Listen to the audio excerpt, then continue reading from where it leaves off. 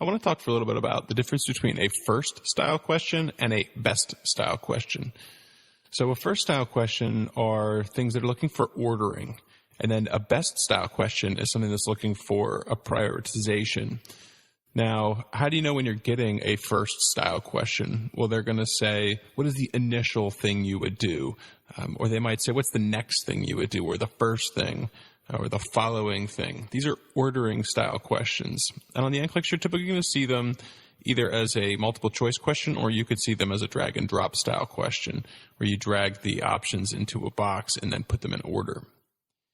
If they're asking you and trying to assess what the best thing to do is, they might ask you, well, obviously what the best thing is, or they might say, what's the most effective? Or they might say, what is the most therapeutic? They could say, what is the essential or the priority? So those are things that are going to indicate that they're asking you a best style question. What is the best thing to do? Now, there's a huge pitfall that a lot of test takers fall into when they're answering a best style question. And what happens is most test takers will go through the possible answers and they will build justification for why they could select any one of those answers. Now, this is a huge time waster because you can almost always build justification for why you could pick any one of those answers. I'm sure you've taken tests in nursing school where you look at it and you're like, well, I'm going to do all 4 of those options, and some of them might just take a second to do. And it's frustrating because you can always build justification for why any one of the answers would be correct. So you need a strategy to help save you a lot of time when answering these questions. And what I want you to do is this. I want you to ask yourself, which of these options am I not okay to not do? What are these things am I not okay to not address? What am I not okay to not question? So at the end of the day, when I've done everything, which of these am I least okay leaving undone? Okay. Now, when you're done with this and you've answered the question after the strategy, there are some other questions you can ask yourself as a double check. So I'll share those at the end, but what I'd like for you to do is to figure out which of the answers are you not okay to not do. So let's take a look at a question here. Let's look at the question where the nurse is taking care of a fearful 81-year-old female psychiatric client. What intervention is the most therapeutic? A, assign the client to a room with a roommate. B, put the client in the room near the nurse's station. C, answer the call light. Or D, spend extra time with the client. Now, as I mentioned before, what a lot of people do is they get to this question and they start saying, well, how can I justify this answer? So they'll get to A and they'll say, assign the client to a room with a roommate.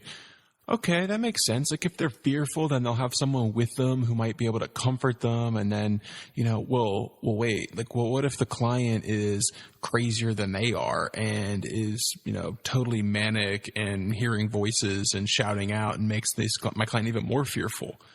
Well, okay, maybe not that one. So they go to B and they say, well, okay, I could put the client in a room near the nurse's station. It's like, well, how near the nurse's station? Like right by the nurse's station? Or what if I can see it, but it's not the closest room? Or they look at C and they're answer the call light. Yeah, that makes sense. But how fast do I have to answer the call light? Or can I have somebody else answer the call light? Or, okay, but if I'm spending extra time with the client, they might not need to use the call light. So D, yeah, spend extra time. That makes sense. That way they got, more comfort and, yeah, extra time. Well, wait, how much extra time? Is it a minute extra time? Or does that mean just go in more frequently, but not necessarily more total time? So you can see how annoying this is, but also how much time you can waste answering a question, because then you'll go back to A and you'll say, well, okay, a roommate. Well, what if the roommate's crazy? And you just churn. Okay, don't churn.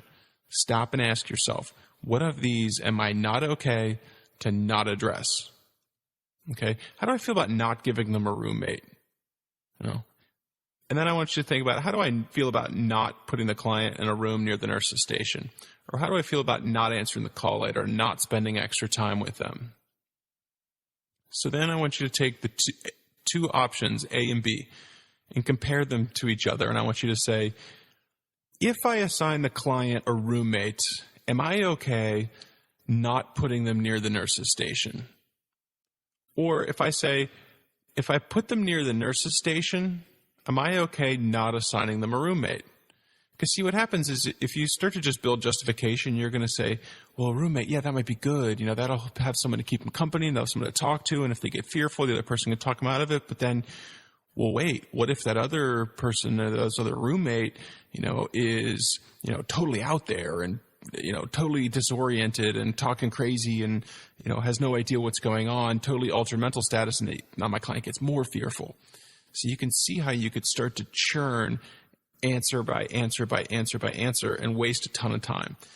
So we compared A and B. Which one am I not okay to not do? Those two are kind of a toss-up. I'm okay, I'm okay assigning a roommate, but I'm also okay putting them near the nurse's station. I would prefer to have them near the nurse's station than have a roommate with them if I have a fearful client. All right. So now I compare B and C. How do I feel about not putting them near the nurse's station as long as I answer the call light? Or how do I feel about putting them near the nurse's station, but then not answering the call light? Right. So at this point, between B and C, you're going to say, I'm not okay not answering the call light. That's something that I need to do, regardless of where they're located on the nursing unit. And then compare C and D. How do I feel about answering the call light, but not spending extra time with the client? Or how do I feel about not answering the call light, but then spending extra time with that client? Right. So again, I'm not okay not answering the call light. Right. So let me share with you a couple of those double checks that I was talking about before that you can do. You can now ask yourself, which of these am I not okay not doing if I'm in court in front of the judge? Could I tell the judge realistically, I know I didn't answer the call light, but, I spent extra time with the client. Or, I put him right by the nurse's station, even though I didn't answer the call light. So you're not okay not answering the call light. Or you could also ask yourself, which one of these am I going to get fired if I don't do it? Or you could ask yourself, which one will look most embarrassing in shift report if I don't address this? Or you could ask yourself, which of these would be most upsetting to me if I were the patient? Right? So those are some double checks that you can use. But the primary tool I want you to use is, what am I not okay not addressing? So now that we have a strategy, let's take a look at a second question. Now, the nurse is taking care of a 6-year-old female client, and what is the most important thing to teach this client to prevent a urinary tract infection? And our options are A, encourage extra fluids, B, drink cranberry juice, C, wipe front to back, or D, wear cotton underwear. So again, don't build justification. Don't sit there and say, yeah, extra fluids make sense because, or cranberry juice makes sense because. Don't do that. Okay, ask yourself, what am I not okay to not teach? What am I not okay leaving undone? Okay, so A, compare A and B, all right? Am I okay not giving extra fluids as long as I encourage cranberry juice? Or am I okay saying, as long as you drink extra fluids, it can be anything. It doesn't have to be cranberry juice. Well, I feel better about saying I'd rather have you drinking more fluids than just cranberry juice, because we don't know about the volume of cranberry juice and all kinds of stuff. So it's more important to have the fluid going than the acidity. All right. So now let's compare A and C. How do I feel about saying, you know what? As long as you drink extra fluids, it doesn't matter how you wipe. You just smear it all around down there. Or am I okay saying, you know what? I'm not concerned about you drinking extra fluids as long as you're wiping from the front to the back. Well, I'm not okay with them smearing it all around down there. I want them to wipe front to back, even if they're drinking gallons of extra fluids a day. It does not matter if they're wiping all over the place, right? So I'm not okay with them not wiping front to back. I am okay with them not having extra fluids. Now let's compare C and D. How do I feel about you wiping however you want down there as long as you wear cotton underwear? Or how do I feel about you wiping front to back but not wearing cotton underwear, wearing something synthetic, right?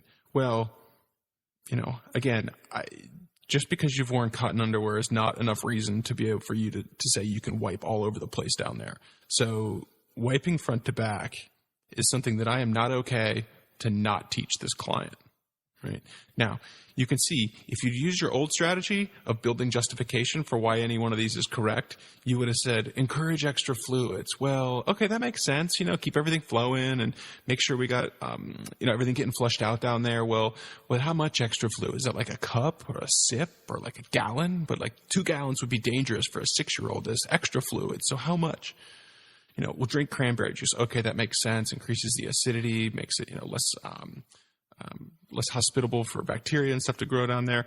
Well, okay, wipe front to back. Well, yeah, that makes sense. We don't want anything from the back getting into the front, getting UTI.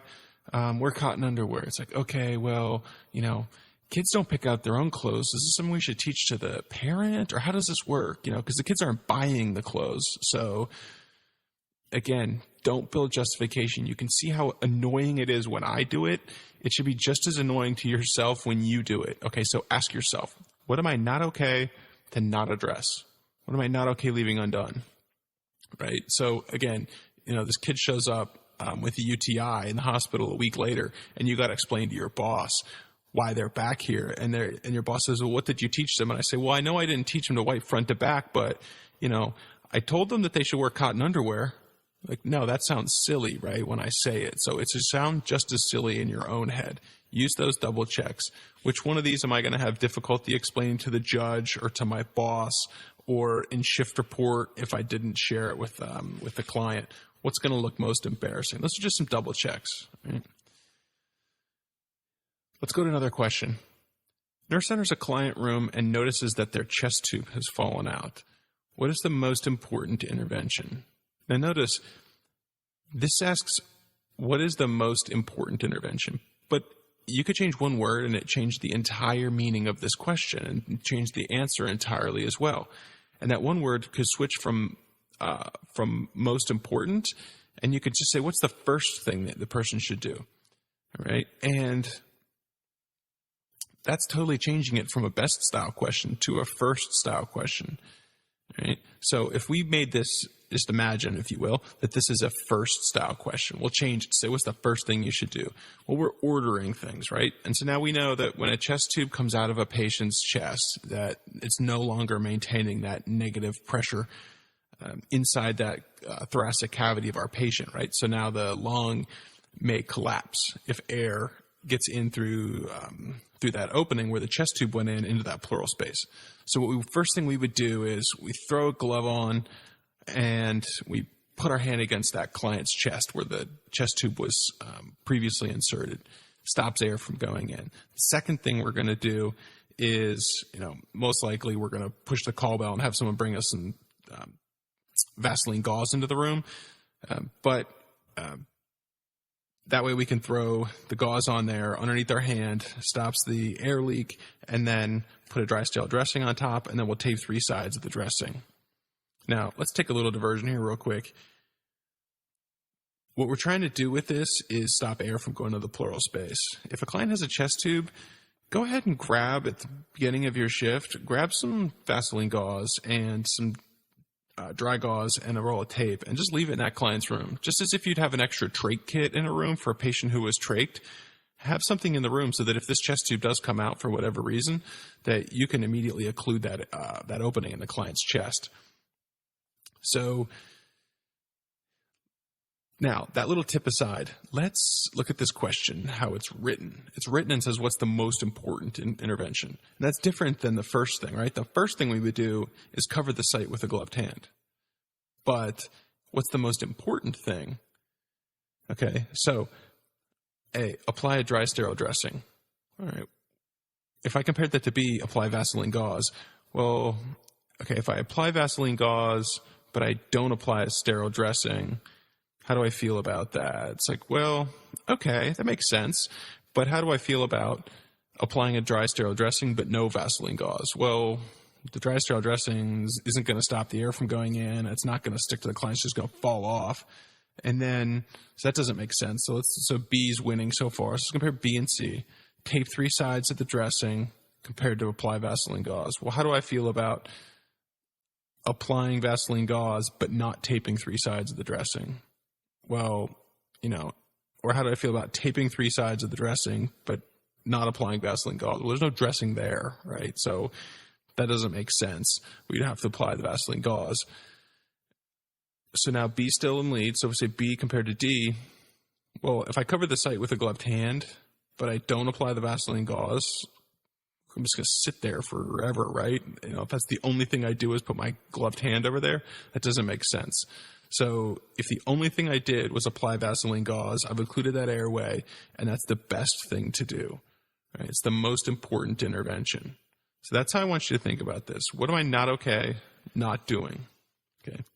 And this one's a little bit different. This one's a little bit tricky, and these strategies aren't going to be so cut and dry all the time, but they should at least get you a huge head start when you start adding some other critical thinking and your judgment and your nursing knowledge into answering these questions.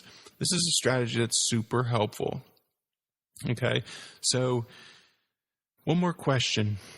Now, this is a question that actually came from the NCSBN, the people that write the NCLEX. So they posted this onto their website one time, and it's a question I got from them. I didn't write it. I don't take any credit for it. It's entirely theirs. So here we go. The nurse is taking care of a client with hematuria and confirmation of renal calculi blocking the left ureter. What outcome is the most important for this client? A, they understand their disease process. B, their pain is controlled with medication. C, they tolerate their diet without nausea and vomiting. Or D, adequate urinary elimination is maintained. So again, don't build justification, right? So if I was building justification, people would say, well, understand their disease process. Yeah, that's important because if they don't know what's going on, they're not going to take ownership of it, and they're not going to want to, take care of themselves when they get discharged. Oh, pain controlled. Well, yeah, that makes sense because, if they have pain and they're going to be stressed or blood sugar is going to go up, look, it's annoying when I'm doing it, right? It should be just as annoying to yourself when you start doing that when answering these questions. It wastes a ton of time, so don't do it. Don't fall into that trap, okay? So let's tack this one with our strategy. What am I not addressing? Okay. So understand the disease process compared to pain controlled. How do I feel about teaching them all about their disease process, but not touching their pain with medication? Right. So that doesn't really make sense, compared to saying, I'm not going to take the time to teach them about their disease process, or maybe they're not able to learn about their disease process. But listen, I kept their pain entirely under control. Right. That I feel way more comfortable saying that. Okay. I'm okay not addressing their level of knowledge and their level of understanding, but I'm not okay not addressing their pain. Okay. And the second one. So let's compare pain controlled with medication with nausea and vomiting. So am I okay saying I controlled their pain, but they were really nauseous all day and were vomiting and weren't able to eat? Or would I say, I got their nausea totally under control. They were able to eat and they were comfortable and not nauseous, but they were in pain the entire day. Now those two are pretty close. I would probably say pain control is more important than the patient tolerating their diet and free from nausea and vomiting. So those are pretty close. So let's just take B just for giggles, and we'll compare that to D. Okay, so D says adequate urinary elimination maintained. Am I okay saying, I controlled their pain, but I didn't bother to check their urine and make sure that they were producing adequate urine? Right? Now, the first thing we ought to do with this, though, is what are they asking in D? What do they want us to be concerned with? So with D, they're really asking about renal function, right? That's what's making the urine. Okay. So sure, it could be a sphincter problem, which is keep having this patient retain urine, but they've already told us that there's a renal calculi blocking the left ureter. So the blockage is between the kidney and the bladder. So it's most likely not a sphincter problem. It's most likely a blockage problem. Well, what happens if we don't clear that ureter? Okay, we're going to give that client a week, maybe 2 weeks for it to clear on its own. But if it doesn't clear on its own, we're going to want to go in and get it out, because otherwise that client's kidney is going to fail. Okay, the waste just builds up in that kidney and it's going to be done. Now, so how do I feel about, listen, I controlled your pain, but I'm sorry about your kidney, right? We didn't maintain your urinary output. Or do I might go saying, you know what, I saved your kidney, but, I'm really sorry I wasn't able to control your pain, right? So I'm not okay not addressing kidney failure. And now since B and C were so close, pain compared to nausea, let's go back and compare our current leader, which is D, compare that to C and see if it still stands. So yeah, I'm much more concerned with maintaining renal stability than I am your nausea. Okay, so again, using this strategy, what am I not okay to not address? These answers should start jumping out at you a little bit quicker. So imagine yourself explaining to the client, hey, sorry, sorry I ruined your kidney, but at least you weren't in any pain or nausea, and you fully understood your disease process. Or I think to myself, what if I'm that patient? I'm okay if I go home from the hospital and you didn't teach me all about my disease.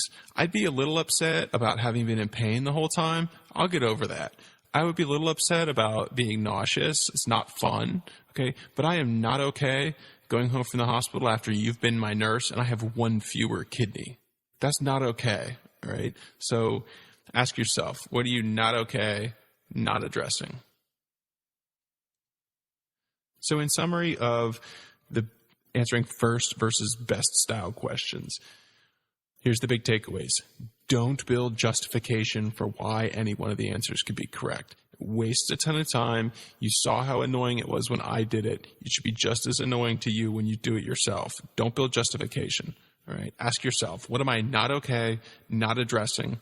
Then start to also use your critical thinking and your nursing knowledge, and trust your gut on these two. But, really ask yourself, what am I not okay, not addressing? Going to save yourself a ton of time on these questions. And that is it for first versus best style questions.